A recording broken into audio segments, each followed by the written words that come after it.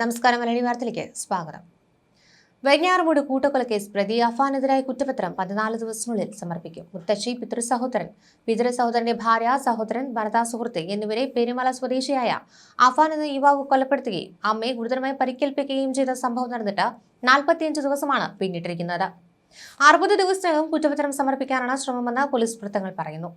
കുടുംബത്തിന്റെ കടബാധ്യത, പണം തിരികെ ലഭിക്കൽ സമ്മർദ്ദമാക്കിയവർ എന്നീ വിവരങ്ങൾ പോലീസ് ശേഖരിച്ചിട്ടുണ്ട്. മൊബൈൽ ആപ്പ് വഴി അഫാന് പണം കടം നൽകിയവർ തിരിച്ചടവ് മുടങ്ങിയതോടെ കടുത്ത സമ്മർദ്ദം ചെലുത്തിയെന്ന് പോലീസ് കണ്ടെത്തിയിട്ടുണ്ട്. അഫാന്റെ ആക്രമണത്തിൽ പരിക്കേറ്റ് 1.5 മാസത്തോളം ചികിത്സയിൽ കഴിഞ്ഞ ഷമി ഇപ്പോൾ ആരോഗ്യസ്ഥിതി വീണ്ടെടുക്കുകയാണ്. ഏറെ നാളുകൾക്ക് ശേഷമാണ് ഇളയ മകൻ മരിച്ച വിവരം മൂത്ത മകന്റെ ക്രൂരതയും ബന്ധുക്കൾ ഷമി അറിയിച്ചത്. കുറ്റിമുടി സ്നേഹസ്പർശം സൈക്കോ സ്പെഷ്യൽ റീഹാബിലിറ്റേഷൻ സെന്ററിലാണ് ഷമി നിലവിൽ കഴിയുന്നത്. ദുഃഖവും നിരാശയും കലർന്ന ഭാഷയിൽ ഷമി കരഞ്ഞുകൊണ്ടാണ് ആ കറുത്ത ദിനത്തിന്റെ ഓർമ്മകളൊക്കെ പങ്കുവച്ചത്. അതിനിടയിൽ അഫാനാണ് ഈ കൊലപാതകങ്ങളൊക്കെ ചെയ്തതെന്ന് ഇപ്പോഴും വിശ്വസിക്കുന്നില്ല എന്ന് തന്നെയാണ് ഷമി പ്രതികരിക്കുന്നത്. ഒപ്പം അസ്വസ്ഥനായി കാണപ്പെട്ട അഫാൻ ജപ്തിയുടെ പേരിൽ ഭീഷണിപ്പെടുത്തിയ മാനേജറോട് കയർത്തു സംസാരിച്ചും മർദ്ദിക്കാൻ തുനിഞ്ഞതിനെ കുറിച്ചുമൊക്കെ ഷമി പറയുന്നുണ്ട്. അഫാന്റെ ഓർമ്മകളോട് പോലും ഷമിക്കുന്ന ഭയമാണ്. വളരെ വലിയ നടുക്കത്തോടെയാണ് ആ ക്രൂര കൊലപാതകങ്ങളുടെ നാളുകളെ ഷമിയും റഹീമും ഓർക്കുന്നത്. മകന്റെ ക്രൂരതയുടെ ബാക്കി പത്രമായി നെറ്റിയിലെ വലിയ മുറിവും തുന്നിക്കെട്ടുമുണ്ട്. ഇപ്പോഴും ഒറ്റയ്ക്ക് എഴുന്നേറ്റ് നടക്കാൻ കഴിയുന്നില്ല. രണ്ടുപേരുടെ സഹായത്തോടെയാണ് മുറിക്ക് പുറത്തിറങ്ങുന്നത് പോലും. സംസാരിക്കുമ്പോൾ ശരീരം വിറയ്ക്കും. വല്ലാത്ത അവസ്ഥയിലാണ് ഷമിയുടെ ജീവിതം.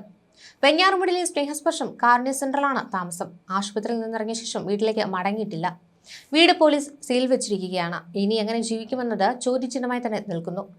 25 ലക്ഷത്തിന്റെ ബാധ്യത ആകെ ഉണ്ടായിരുന്നുള്ളതെന്നാണ് ഷമി പറയുന്നത്. വീട് വിറ്റാൽ ബാധ്യതയും തീർത്ത് മറ്റൊരു കുഞ്ഞു വീട് വാങ്ങാനുള്ള പണം കിട്ടുമായിരുന്നു. സദാസമയം മൊബൈൽ ഫോണിൽ തന്നെയായിരുന്നു അഫാന്റെ ജീവിതം. ഓൺലൈൻ കളികളിലൂടെയായിരുന്നു കമ്പം. ലോൺ ആപ്പിൽ നിന്ന് പണം കടമെടുക്കും. ആ പണം ചെലവാക്കിയിരുന്നതൊക്കെ ഓൺലൈൻ ഗെയിമുകളിലായിരുന്നു.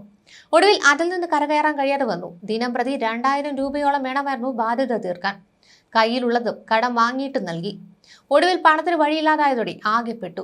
ബാധ്യതകൾ തീർക്കാൻ ആവശ്യപ്പെട്ട് ഓൺലൈനിൽ നിന്ന് സ്ഥിരം വിളിയായതോടെ സംഭവ ദിവസം പണം കടം വാങ്ങാനായി ഷമിയുടെ കുഞ്ഞുമ്മയുടെ വീട്ടിലെത്തി. എന്നാൽ പണം നൽകാൻ അവർ തയ്യാറായിരുന്നില്ല. അന്ന് വീട്ടിലെത്തിയ ശേഷം അഫാൻ എങ്ങോട്ടോ പോയി. കണ്ണീരോടെ ഷമി ആ അവസ്ഥയൊക്കെ ഓർക്കുന്നുണ്ട്.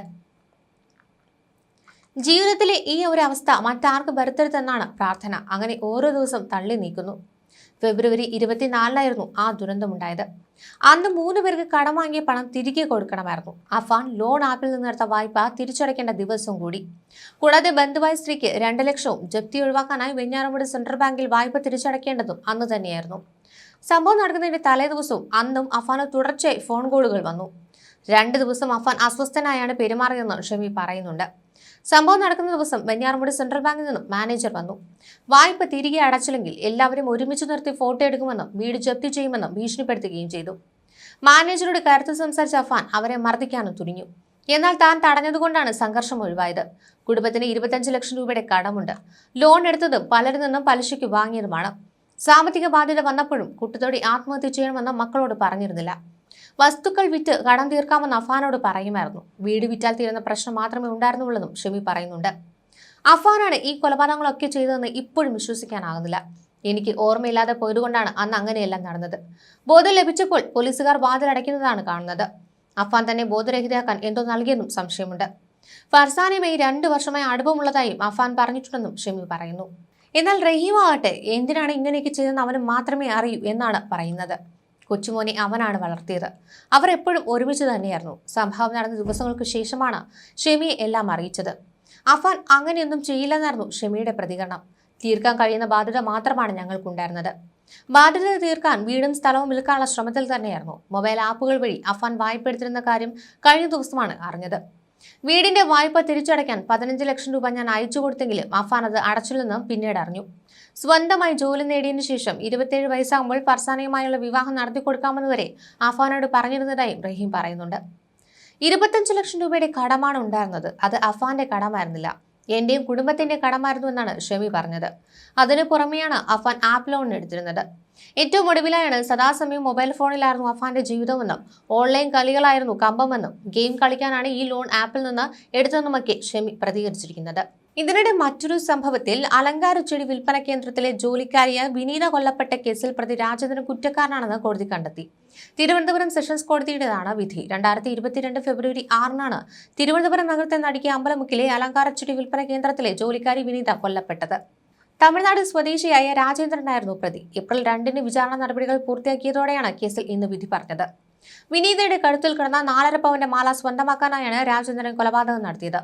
ഓൺലൈൻ ട്രേഡിംഗിനുള്ള പണം കയ്യിൽ ഇല്ലാതെ വന്നതോടെ മോഷണവും കൊലപാതകവും നടത്താൻ ഇറങ്ങിയതെന്നായിരുന്നു പോലീസിന്റെ കണ്ടെത്തൽ. അമ്പലമുക്ക് ജംഗ്ഷനിൽ മറ്റൊരു സ്ത്രീയെ ലക്ഷ്യമിട്ടാണ് താൻ എത്തിയതെന്നായിരുന്നു രാജേന്ദ്രൻ പോലീസിന് നൽകിയ മൊഴി.